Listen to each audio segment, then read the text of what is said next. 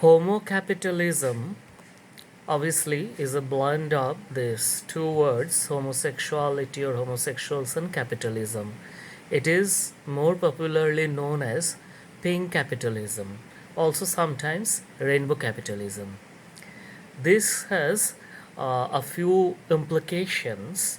First of all, we'll have to understand this thing that pink capitalism deals with the cash that flows in the economy, in the collective economy of a nation or the globe, which has its origin to gay men, so gay men and women.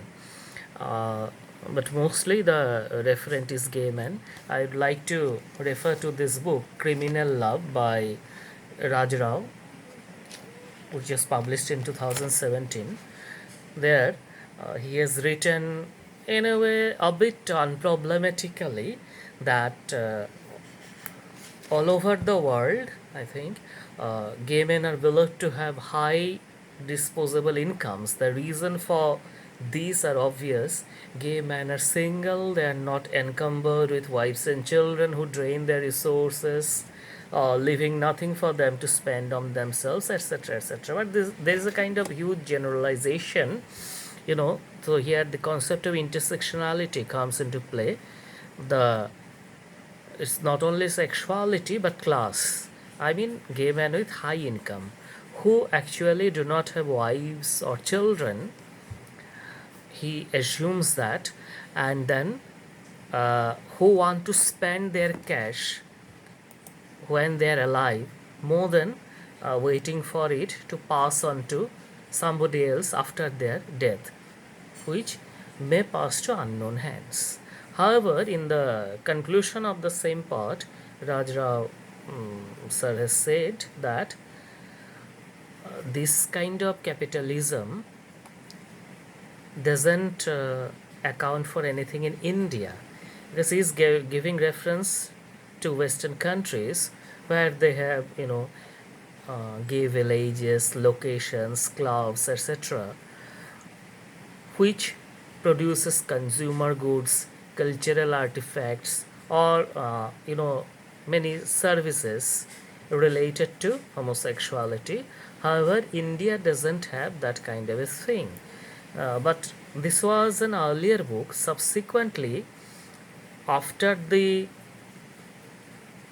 legalization or the decriminalization of 377 by the Supreme Court of India, there have been studies regarding this homo capitalism or rainbow capitalism in India. In one study, it has been estimated that this money, that is the pink money or gay money or homo money or cash or thing that comes from the gay community, accounts for, something between 0.4 to 1.6% of GDP, gross domestic product, which is not a negligible thing, even given that our total expenditure in education is 3% of the GDP. So it ranges, the pink capitalism ranges up to, or pink cash ranges up to 1.6%.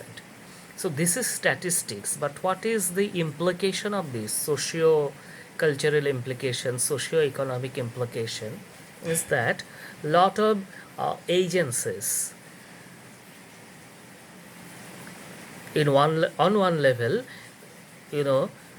companies, app makers, service providers, they're coming with lots of consumer goods related to gay consumerism, and at the same time cultural artifacts, like you may have seen a recent spot in gay fiction in India. This may not be again innocent just to celebrate queer sexuality as such, but it may not be unlinked with a stake or an attempt to appropriate, have some share in the pink capitalism that is emerging now in India. So another part of it is tourism, queer tourism or gay tourism.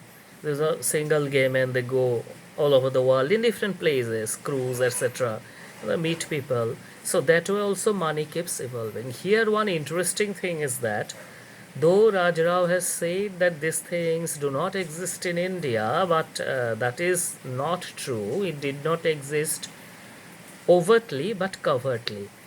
In fact, if you remember, if you have read Said's Orientalism, here also referred to the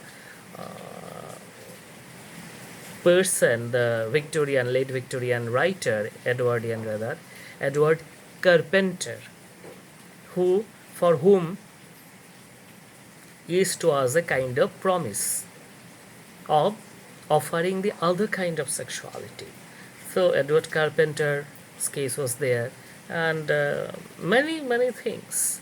Then secondly, first part of this capitalism, the point number one, I have dealt with how companies and different kinds of service providers and business houses, they're coming with different offers ranging from apps to books to novels to art to many other different things, which I don't want to be very explicit. And then secondly is that the changes in policies of especially the corporate houses. Many multinational companies now have adopted a queer friendly policy in terms of their service rules, etc.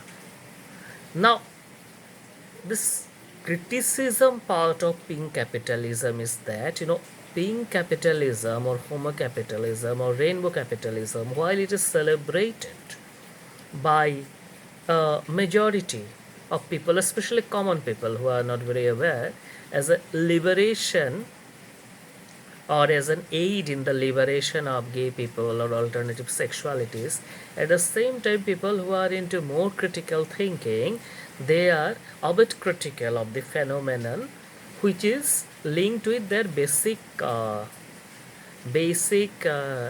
distrust for capitalism. Because celebrating or making avenues or opportunities for liberating gay sexuality to make profit out of it may not amount to supporting gay sexuality per se or alternative sexuality per se, which is a very important part of identity. In fact, many people have related the legalization of homosexuality in India mostly to this pressure, invisible pressure, etc., from the corporate houses and companies who want to capitalize on the pink capital. There have been leading businessmen, one famous person, owner of a chain of hotels, I don't want to name, very prominent hotel, etc., who have been campaigning for this. So the argument of thinkers and intellectuals is that just as our general criticism of capitalism, why it is bad finally. For example, full-fledged privatization is bad because private companies will operate only as long as they can make profit and make maximum profit. Once there is no profit, they will stop the relevant industries. Just as the British government stopped its colonization of India the moment it understood that its expenditures in India outweighed or was increasingly outweighing its profit from India. So similarly, it's with capitalism. So always intellectuals all over the world generally is in favor of a public stake or state stake in matters. So that's why possibly we understood that so far as we believe in liberation of human mind, freedom of human mind, yes, we of course celebrate the role provided, the role played by pink capitalism in liberating the queer identity, but we can say maybe 2 cheers for pink capitalism, not 3 cheers, because it is not so much an ideological acceptance of alternative sexualities as a convenient acceptance of it to make profit out of this. So much for pink capitalism today. Please check the link given below to know further. Thank you.